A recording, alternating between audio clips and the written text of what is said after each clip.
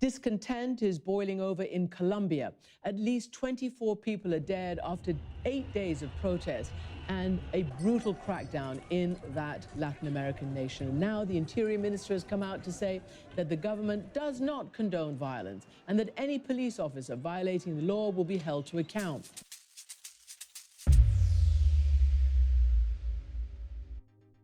Welcome to Current Conflicts. This is a mini episode for the main podcast, How Did That Happen? And once a month, we will look into current conflicts or wars that are not getting that much media coverage and try to figure out how they happened and what the current state of affairs are.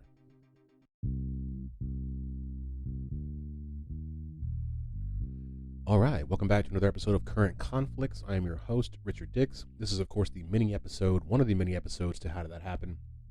One week we cover bios, the other week we cover underreported conflicts throughout the world. And today we're going to talk about the conflict in Colombia, right? But because this is the mini episode, we got to go back a little bit before we can go forward and talk about what was last week. Last week was the moon landing and NASA. Now, all I really had for you this week, as far as the mini episode portion of this episode, was to just talk about some cool movies that surround NASA and the moon landing and stuff like that, because there's amazing movies. I mean, Apollo 13, great movie. Even Apollo 18, if you don't like it, still an okay movie. There's other movies that they're like good space movies, like Gravity, stuff like that. I was going to cover that, right? And I mean, that's still kind of being covered to a degree. We're talking about it right now. Go check them out if you like space movies. There's a bunch of them out there. My plan was to play some clips from those, right? But like a couple days ago, I was listening to the podcast that I like to listen to. I listen to a bunch of different podcasts, and one of them is called The Honeydew with Ryan Sickler. And I've mentioned it before on here. It's talking about the different podcasts that I listen to. I've listened to it for a few years. And what they do on there is he's a comedian, and they highlight what he calls highlighting the lowlights. And so he brings on people to talk about like some of the worst things that ever happened in their lives, and he finds a way to find the positive in that, find the silver lining, to crack a joke, not at their expense, but just to kind of lighten up the mood of what is normally a very serious situation. So it's a great podcast.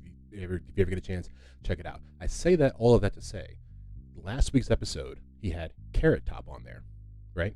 And I mean, I listen to every episode, doesn't matter who's on there, so it wasn't like I was tuning in for the Carrot Top episode, but I'm listening, and we get this little tidbit from Carrot Top. So your dad, what was he doing for NASA? Is he still with NASA? No, he's not. He's now retired. Retired. He moved on to heaven. But he when he worked there, he was in logistics, and so he first of all, what he did I thought was kind of cool. He taught the astronauts how to drive on the moon, the lunar module. Get the f*** out of here. How did he learn how to do that? That's what did you go to the moon? Right? Did you go to the moon to learn this? I mean, right? And he said, "That's a great question, son. You're smart." So, they just taught. No one knew. That's what was interesting. They had to teach what they would think might happen on the moon and how to drive if there was just conditions, and how they practice and rehearse for all that. And after the moon landing, then he moved into shuttle. And at the shuttle thing, was he there for the original moon landing, the first? Yeah, he was. Was he? Yeah. The one that people think didn't happen? Wasn't. Yeah. It's too bad my dad wasn't here and ask him about that. I'm going to see someone get riled up. Who knew that Carrot Top's dad was like there on the day that they launched the shuttle to go to the moon? That he was he was the guy who taught Neil Armstrong and Buzz Aldrin how to drive the lunar module. I mean, who knew? And how many? I mean, though it's such a small world that when I heard that, I was like, I have to, for the 5 people that are probably going to listen to this, I have to bring it to them and bring it right to their front door and let them know something that most people probably don't know. I didn't know much about Carrot Top at all before that episode, anyways, and I learned a lot about that guy. So I'll go back and check that out. But the main thing to take away is his dad was an engineer for NASA. Yeah. Hold on, your dad taught Neil Armstrong how to drive a vehicle for the moon? Yeah. Dude, that's crazy. Yeah, I know. And as a kid, I never really, thought, I didn't think anything of. We're kids. I just thought, I don't want to go to another launch. You know what I mean? I want to watch Gilligan's Island. It just goes to show you that you never know what you're going to find. I mean, if you had seen my face when I was sitting there playing video games, just had the podcast on, and I heard him say, I was like, did he just say that his dad was at the launch? I mean, whether you like Carrot Top or not, it's history. And what's interesting, little kinship between me and Mr. Carrot Top, Senior Carrot. My mother worked for NASA as well, Carrot Top. Look at us. I'm basically Black Carrot Top. You're welcome. But yeah, I mean, there's not much. I think we covered most of the stuff that's worth covering for the episode last week. I thought the stories that I brought to you were pretty good. The one about the little kid sticking his arm in the little thing, to grease it all up so we could find out the right satellite coordinates so we could get the astronauts back, right? Even more, that island that America got just because of all that bird poop. Looking at you, guano. The Guano Islands Act of 1856, I believe it was, is what allowed us to have the island that Richard Nixon flew from to go visit the astronauts right after they came back to Earth. But yeah, there's not much. I don't think there's anything else to say about that specifically. HTThappen.com is where you'll find all the extras. At HTThappen22 for the TikTok. At HTThappen for all the other socials. Let's see. Anything else I want to say before we get on to the episode? I don't think so. Thank you for coming back, press and play week to week. I do appreciate it. And without further ado, as we know to do, here is the episode. Behind the breakdown of the peace process is a string of broken promises by the Colombian government. At this camp for former FARC rebels, one of many designed to help them reintegrate into society, the government promised land for farming and machines for a shoe factory. None of that has come through. All right, so the Columbian Conflict. It specifically began on May 27th, 1964, and it is what's considered a low-intensity, asymmetric war between the government of Colombia, far-right and paramilitary groups, and crime syndicates, in addition to far-left guerrilla groups. So everybody is in here fighting everybody. They've been doing that for about the past 60 or 70 years or so. And they're fighting each other to increase their influence on Colombian territory. Some of the most important international contributors to the Colombian conflict include multinational corporations. I'm going to tell you about that here in a second. The U.S. and Cuba, also the drug trafficking industry. So once again, everyone's got their hand in Colombia. The origin of the armed conflict in Colombia goes back to about 1920 with agrarian disputes over the Sumapaz and the Tequendama regions. I didn't get those right. A lot of the background that surrounds the conflict itself is rooted in what's called the La Violencia, which we're going to cover that extensively here in a little bit. But it's a conflict in which the liberal and leftist parties united against the dictator of Colombia, Gustavo Rojas Pinilla, right? And at the time, Colombia was what was considered a banana republic, meaning it was dominated by four monopolies, specifically the United Fruit Company, which would make it even more sense that it would be the banana republic because the fruit they were mainly selling was, the food they were mainly selling was fruit. So the United Fruit Company existed to buy large amounts of agricultural products in Latin America at cheap prices and then resell them in crops, or resell the crops in foreign markets for inflated amounts, which is it's just capitalism is how it works. You buy something for cheap over here, you take it somewhere else and sell it for an elevated price over there. But this impoverished a lot of the local farmers because what they were forced to do, they were forced to grow specific crops, right, which created a monoculture in their farms, and the farmers depended on the company for all the food, products, and wages, and the company did not pay them very well. They were usually paid in coupons, right, which were worthless outside of the company stores. It's a great business model if you're not the farmers, right? You get paid in a coupon. It's not a real dollar. You can't send that back home to somebody. You can't send that across the water to anybody. You can't do it. They didn't have online shopping then, but you couldn't go on Amazon and spend that. You could only spend it in the company stores, and it was only good there. The stores would, of course, charge extravagant prices compared to what the workers earned. The system of employment was usually in which the farmers would they be forced to sell their property, right, and then be indebted to the company, having to work on the land and pay back the company. Why am I telling you all this? Because this is what lays the foundation for why Colombia is the way that it is. You people want to look and wonder, why is it like this? Why is there no infrastructure? Why has it been crazy almost since day one? Not day one, but for about the past 100 years. It's because people came in and just pillaged it for its resources. Ever since the 20s. Yeah, ever since the 20s, the United Fruit Company has been in there just taking over and basically oppressing these people and taking their land from them and disenfranchising them as a nation and a society. And spoiler alert, what does the United Fruit Company end up being called later on? Chiquita. Chiquita. Next time you're in the grocery store and you look at some nice yellow or green bananas, think about all the stuff that I'm telling you right now. So any potential threat to Chiquita would be overturned in company-backed coups, which would prop up friendly puppet politicians and support right-wing militias to maintain power. So anytime anybody got together and was like, we've had enough of this ridiculous stuff. We don't like the fact that you pay us in coupons and not money. And I don't like the fact that my dad had to sell his farm back to you just so he could work on it and pay you for what he grows. I don't like that. Well, too bad. That's just too bad. What do the workers do? They strike. So the workers would often organize and strike against these conditions, which were, horrific. They would form local militias against the United Fruit Company. And this is, once again, where we start the fighting. We start the fighting because people just want a livable wage. People just want to be able to survive in their homeland. We looked at this. We found this with Russia. You find this anywhere. It's like you want a victim. You want to demonize these people, right? You want to look at them as if why can't they be like us, right? Why are you not?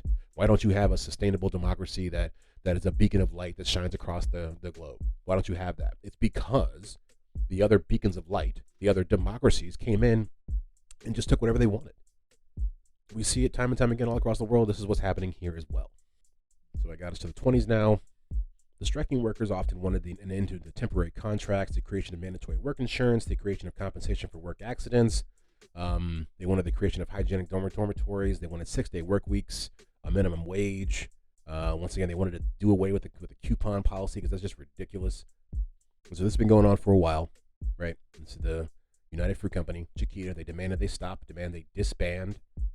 Right, but following several weeks of failed negotiations, the Colombian government of Miguel Abadia Mendez sent the Colombian army to Ciénaga, which is where, I guess, the headquarters were. And after a standoff with the strikers, the Colombian army shot into the crowd of strikers, killing between, and get this right here, this won't be the first time that we'll see such a disparaging number, such an odd way to describe, not even an average. They said they killed somewhere between 68 and 2,000 people.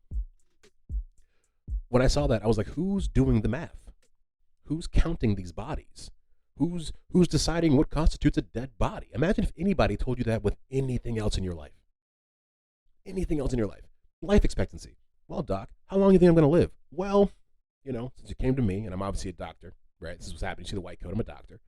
I'm going to say, son, you're going to live somewhere between 68 years and 2,000. No, right? Or someone says, you walk up to a guy in or you go into a store and you're trying to buy some headphones. And you're like, how much do the headphones cost, sir? Cashier, sir, ma'am, please. And they're like, I'm not really sure. Somewhere between $68 and $2,000. You're just like, what? How do you even have a business model when you have such variations in your pricing structures? But that's what they said happened. They said somewhere between 68 and 2,000 people died in what became known as the Banana Massacre. So that's a quick history of the foundation for the modern history of Colombia. We're not going to go any further back. Because there's really no point in doing that, because this is the catalyst, the things that go in that are set into motion that create the unrest within the Colombian people. And so that's going to bring us to the 40s, right around the beginning of the La Violencia, right, which is just violence. It's just Spanish for the violence, which is, it's one of the best ways to describe war. Imagine if we just called our civil war the violence. Yeah, so 150 years ago, my great-great-granddad, he died in the violence. I don't know. It makes more sense than half the names we find for these wars. But so at that time, in the 40s, people were dying left and right. People were dying. We're talking tens of thousands of people getting murdered on both sides, on all sides with this. We got some people that get assassinated. In 1948, specifically April the 9th, 1948, Liberal Party leader Jorge Eliezer Gaitan was assassinated by Juan Roa Sierra on the streets in Bogota via 3 shots from a revolver. People did not like this. Gaitan was a popular candidate and would have been the likely winner of the 1950 election. So it's like he was their Kennedy. And this began the Bogotazo, right, which is an angry mob that beat Roa Sierra to death and headed to the presidential palace with the intent of killing President Ospina Perez. La Violencia, right, was a 10-year civil war in Colombia from 1948 to 1958. It was between the Colombian Conservative Party and the Colombian Liberal Party, and it was fought mainly in the countryside. It was thought to have begun, like we just said, with the assassination of our man, Jorge Gaitan. I don't know if that's how you pronounce his last name, Gaitan, I don't know. But like I said, his murder provoked what was called the Bogotazo, which was a riot that lasted 10 hours and resulted in 5,000 casualties. Can you imagine that? 5,000 people died in 10 hours. In the time it takes for you to go to sleep. Go to sleep tonight, wake up in the morning, 5,000 people dead. And the reasons, of course, they varied for fighting from group to group. The Colombia FARC, which was the Revolutionary Armed Forces of Colombia, and other guerrilla movements claimed to be fighting for the rights of the poor in Colombia, to protect them from the government violence and to provide social justice through communism. The Colombian government claims to be fighting for order and stability and to protect the rights and interests of its citizens. The paramilitary government claims to be reacting to perceived threats by guerrilla movements. So everyone is over here just like, well, I'm fighting because of what they did, and like they're fighting because of what those guys did, but I'm fighting because of what he did. You know, it's just like it's like the Spider-Man meme, like why we're all mad, basically. And so some of these groups are still around. Like the FARC is still around. The FARC still fights. It's a cool name because it's almost like saying fart, but it's not. You're saying FARC. But what's interesting about the FARC is the FARC actually laid down all of their weapons in 2016. So they have been fighting since like the 50s, and they have basically come to a peace agreement with the government. 5 decades of fighting in Colombia between the army and guerrilla groups once brought this country to its knees. The Revolutionary Armed Forces of Colombia are now in talks to sign a truce with the government. But these mountains below are their territory. The war isn't over. This didn't really work out that well. There's another group that's also been fighting the entire time. They call themselves the ELN, but I do believe it's the National Liberation Movement is actually what they're called. And they basically, what happened is when FARC put down their weapons and the guys surrendered, a couple of those guys were not all the way about that, and they just joined the ELN. And they're still fighting. They're still fighting now. And these are all Marxist-based groups, which is interesting to see even now because, I don't know, it's like you hear in the videos that they talk about, they'll literally say, like, capitalism is killing this world, like, death to capitalism, and it's just like, I don't know, like, obviously it's a different, like, viewpoint, but, and I wonder, because I watched that, and it's like, you're all just a product of your environment, right? We're all just a product of where we came from, and who raised us in that area. So I wonder, like, would I make the same decisions? You never know. But yeah, I mean, it's still going on now. I would definitely say check out some videos about that stuff, man. One thing that I saw, I mean, they talk about, I mean, tens of thousands of people in the last, and the reason why, just to inside baseball as to why these specific conflicts are coming up first in the list of the current conflicts that we're covering is because the list that I'm using goes from like the highest casualty numbers on down, right? So people are dying left and right. They said specifically in one video, one of the guys said it's easier to get a gun here than it is to get like a notebook or like a soccer ball, you know? They've basically, violence is all that they know. And I watched this video, they talk to these kids, and this one kid, I mean, he says it's so poignant. He says, we're bored with all the death. Like, he didn't say we're tired of it. He didn't say, oh my gosh, I'm so sad. It's just like, but they're inundated with murder.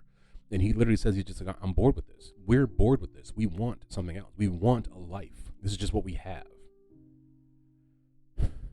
It's sad, man. It is sad. And there does not seem to be an end in sight. You know, the FARC, even though they put down their weapons, but they're still a political party, but they're a very, very small percentage of the political party. I mean, a lot of this stuff stems from the political corruption that is happening throughout the entire nation. What they say is that basically the political elite only really care about themselves. They're not doing much to try to help the regular society, the regular citizens of society. A lot of people there, if you watch the documentaries, they say, well, they'll tell you they've never even met anybody from the government. Like, and they say due to the way that Colombia is made up, some of the places in Colombia are so remote that the government doesn't even try to get there. And the drug cartels know that, so they kind of take over. But so they're not, I wouldn't say they're being very proactive in trying to fix the problem. The government isn't, I don't believe. And that's why we have these different military militias and factions that come up and spring up out of nowhere and try to take over. I don't know. I wanted to cover this because I think, like I said, you hear about Colombia, and it is what they say, whereas I think 70% of the world's cocaine comes from is from Colombia. And so you just want to know why they've been fighting this entire time. And I thought about it when I was watching these documentaries. I thought about it because what you really see, and I was listening to somebody, a scholar, kind of break it down. Right, and it's so similar to what happened in America. It just makes you, if you're in America, you have to be thankful somewhat that we didn't turn out the way they did. Because what really happened, even before the stuff that I was telling you about in the early 20th century, the 1920s and all stuff like that, is they had another civil war in the late 19th century. Now, what other country also had a war in the 19th century between, the country itself? America. right? And so what happens is after the Civil War in the 1800s, they never really come back together. They never really reform as a union. And I feel like as Americans, we take it for granted that that just happened, right? I've made jokes about it on this podcast before about how Reconstruction was a joke, and it was a joke, but it was a joke in the idea of equality, right? And actually having civil rights for the oppressed. But it wasn't a joke in the sense of that our country was trying to heal. Our country was trying to reconstruct. They were trying to get back together. And that's the problem with Colombia is found here is that once they had that civil war in like the late 1870s or late 1880s, people just stayed mad. And so I pose the question to you, can you imagine what America would be like if after the Civil War, we just said, no, you Southerners, you stay there. Us Northerners, we're gonna run the country. That whatever we can, whatever's left, we're gonna run that, and y'all can do whatever y'all want to do. And you wanted it to secede so bad, we'll just cede your stay over there. And then it happens, right? Imagine we grew up in a world or in a country that's completely divided, and we have these militias that are fighting on our behalf, and DC and the government doesn't even care what's happening in Alabama or Georgia, or Tennessee because of what happened 150 years ago. I don't know. I think you have to look at this stuff through the context of modernity. You want to look at these guys like they're a third world country. Like I said before, it's like, why can't they be like us? Why can't they have the democracy that we have and the light that shines across the globe and shows everybody how important and how we are just a bastion of equality? Why can't they have that? They can't have that because I don't know. That's how the cookie crumbles sometimes. And I don't mean that to say like, oh, don't you wish you were in America? I mean to say that whatever happened with your government after that Civil War could have happened to anybody. You look at civil wars are very common among countries across the globe. People infighting happens all the time. Oh, and something else I wanted to say. So basically, FARC, like I said, is no longer around as a military entity. They're just a political faction at this point. But when they were in power, when they were in military power, one of the main ways they would fight off the government was to bury these landmines. Tens of thousands of buried landmines that have killed more than 11,000 people since 1990. A mine doesn't discriminate. Race, age, nothing. It does one job. It's a soldier who never sleeps, never tires, and doesn't ask for food. Right. They bury mines basically because the way their land is set up, kind of like what I was saying before, it's so remote in some cases that either the state they can't get out there or they can only get out there one way. There's only one way to get there. So the way they found themselves to protect themselves was to put landmines in like that one entranceway. They buried thousands of these things, tens of thousands of these landmines or have been buried for the last 30 to 40 years, right? And so now that they put their arms down, that's one thing. But now there's all these landmines that are just literally just hanging out in the land. They're killing people at a rate that's, I think, only being beaten by Afghanistan. Think about that for a moment. How many? Because I think for a lot of Americans, we have a view of what Afghanistan is, right? We have a view of what a war-torn country looks like, at least in that capacity, right? But when you think about Colombia, I don't think people don't think about Colombia like that. I think they think about South America. They think about drugs. They think about beaches. But think about the amount of people that are dying from landmines is bested only by Afghanistan, which has been in a 20-year war from America. I don't know. It's pretty wild. It's something that I did not know at all. I'm telling you, man, I was watching this documentary and it's crazy because in the documentary, this guy's he had his own leg blown off, right, from one of these landmines, and he takes the guy back in the documentary and he's like, "This is where the mine was. This is where my leg got blown off." And at the same time, there's a dude like 2 feet over there. His leg got blown off from a different mine. And in my mind, I'm like, why are you standing there? You don't even know if there's more mines, bro. How do you have that level of just courage, right?